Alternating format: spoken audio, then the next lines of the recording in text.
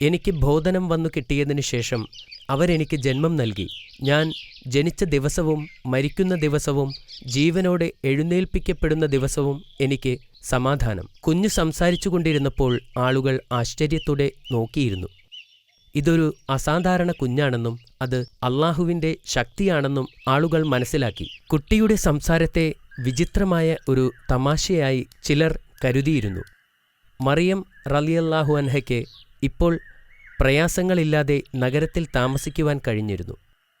മറിയം റളിയല്ലാഹു അൻഹാവിന്റെ കഥ കേട്ടപ്പോൾ യൂസഫ് നബി വലിയ അത്ഭുതത്തോടുകൂടി ഇങ്ങനെ പറഞ്ഞു: ഒരു വിത്തില്ലാതെ ഒരു വൃക്ഷം വളരുമോ? അദ്ദേഹം അവരോട് ചോദിച്ചു. അതെ, അവർ മറുപടി നൽകി. ആദ്യ തവണ അള്ളാഹു സൃഷ്ടിച്ചതിനൊന്നും വിത്തില്ലായിരുന്നു.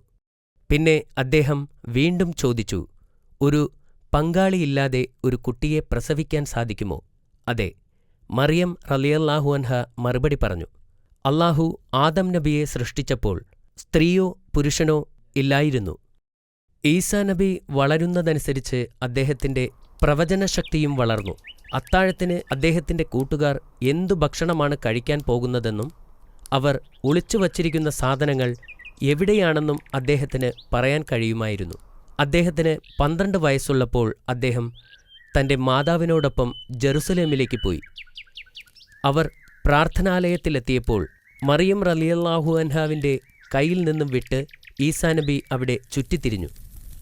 അദ്ദേഹം അലഞ്ഞു തിരിഞ്ഞ് ഒരു മുറിയിലെത്തിയപ്പോൾ അവിടെ കുറെ ആളുകൾ ഒരു പുരോഹിതന്റെ പ്രഭാഷണം കേൾക്കുകയായിരുന്നു.